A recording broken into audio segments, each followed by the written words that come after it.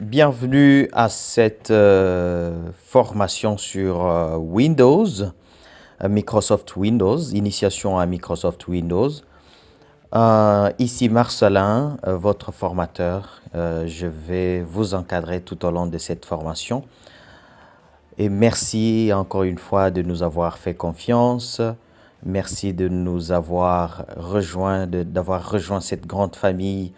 Donc ici, c'est l'initiation à Windows. Initiation à Windows. Et c'est le premier programme que vous allez bien évidemment essayer de connaître. Donc, c'est comment gérer votre ordinateur, comment fonctionne votre ordinateur, comment gérer les fichiers, les données sur votre ordinateur. Ça, c'est la partie Windows.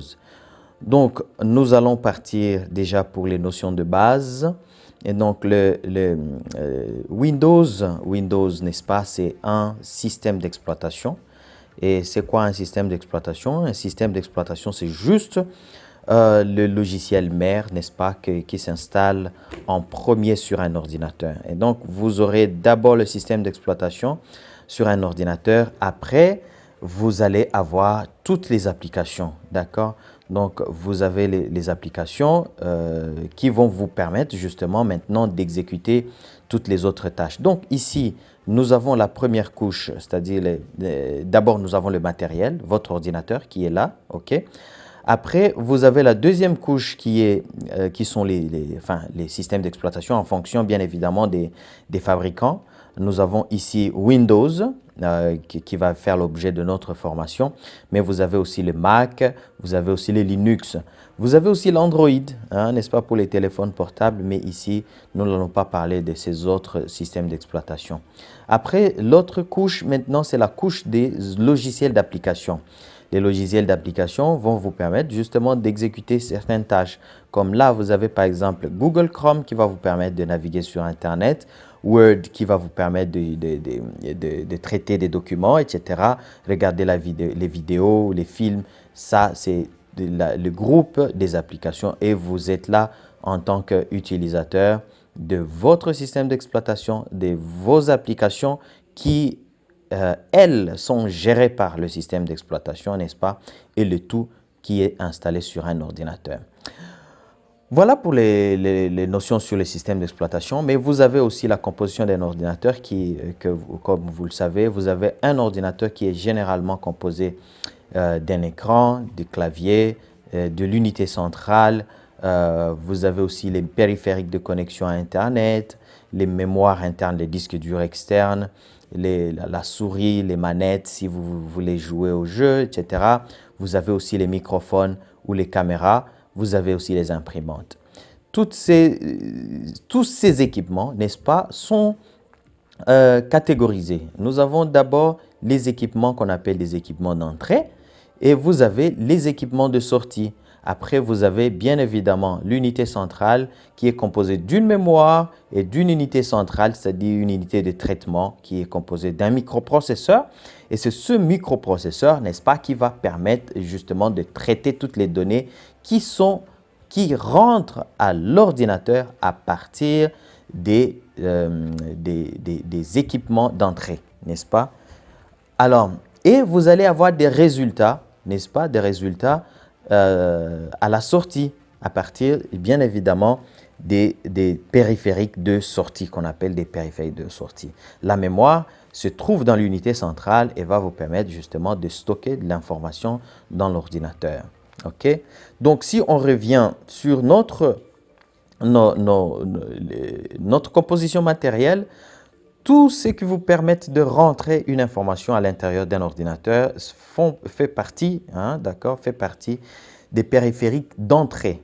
Là, on cite par exemple un clavier. Un clavier nous permet d'entrer des données dans un ordinateur. Nous avons par exemple une souris, nous avons aussi un microphone. Hein. Ici, on n'a pas mis le microphone. Nous avons aussi une caméra. Ça, c'est des périphériques qui vous permettent de rentrer les données dans l'ordinateur. Alors qu'il y a des périphériques qui vous permettent de sortir les données dans l'ordinateur. C'est comme une imprimante, c'est comme les haut-parleurs. Hein. Ça fait sortir les informations de l'ordinateur et donc et les autres périphériques. Donc voilà, je vais juste poser une petite question et ça sera pour vous, hein, répondez chez vous.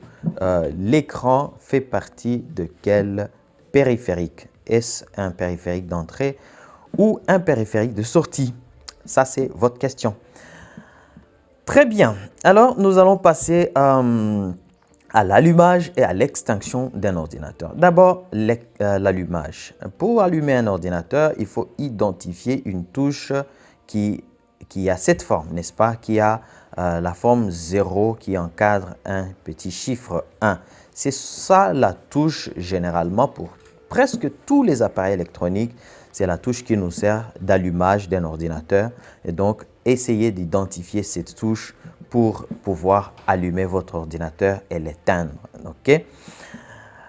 Ça, plutôt pour l'allumer, pas pour l'éteindre. Évidemment, cette touche peut fonctionner pour éteindre un ordinateur, mais il est strictement pas recommandé, d'éteindre un ordinateur à partir de cette touche. D'accord?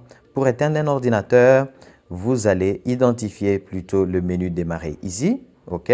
Ça, c'est le menu démarrer. C'est le bouton qui est là avec le logo de Windows.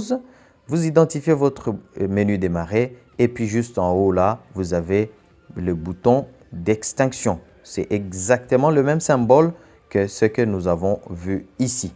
Donc, vous cliquez là-bas et puis normalement, vous avez la possibilité d'éteindre. Ça, c'est le deuxième bouton.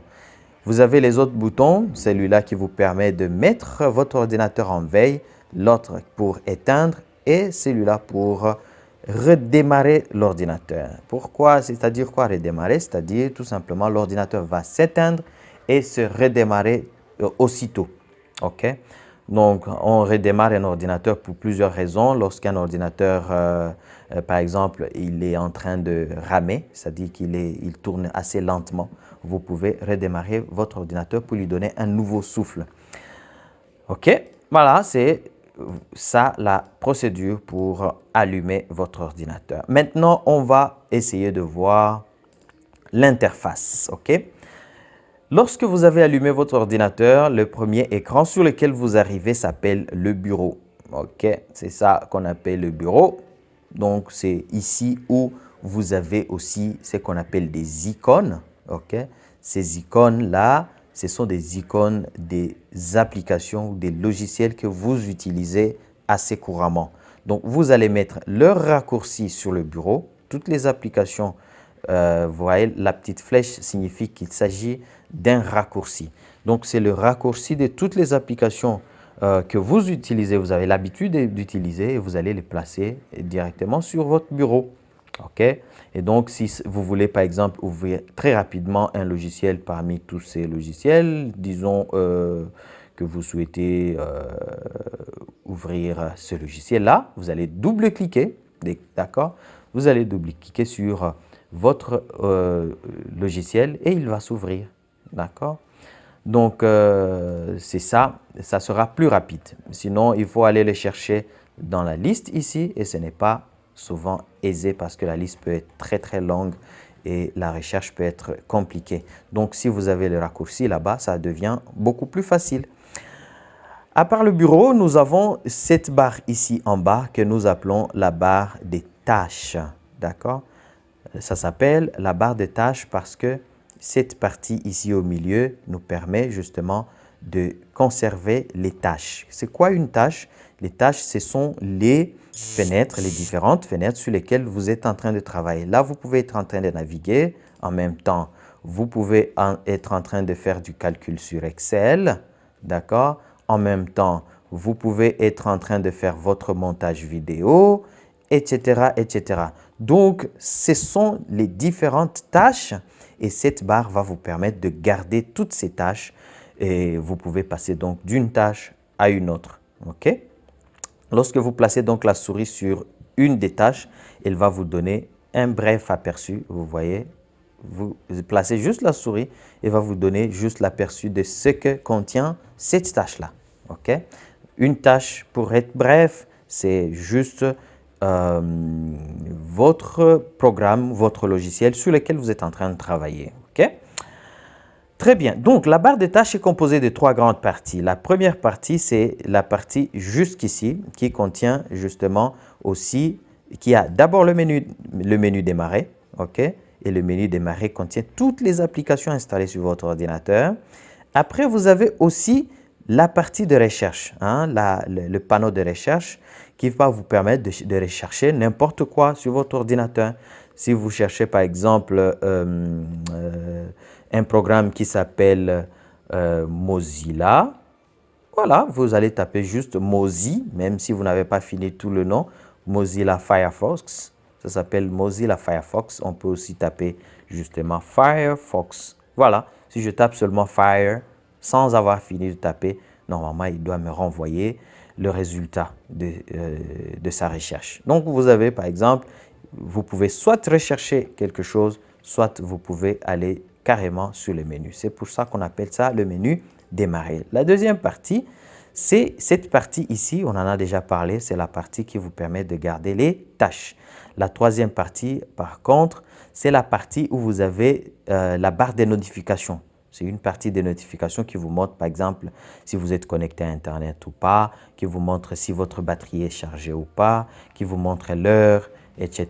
Ça, c'est la barre de notification. C'est l'équivalent du petit rideau sur votre téléphone, n'est-ce pas? Lorsque vous descendez le petit rideau, ça va vous donner ça. Donc, vous avez aussi la possibilité d'avoir des notifications ici. Hein, à chaque fois que vous avez un message, comme ici, par exemple, j'ai un nouveau message, les notifications vont apparaître dans cette barre de notifications et vous avez les boutons de raccourci pour activer, par exemple, votre Wi-Fi, pour activer votre Bluetooth, pour activer le mode avion, etc., pour augmenter la luminosité. En tout cas, c'est pareil comme pour un téléphone portable. Voilà, ça sera tout pour aujourd'hui. Je vous remercie beaucoup. On se retrouve pour la prochaine vidéo et pour la suite de cette formation sur Windows, sur Microsoft Windows. Ciao, ciao.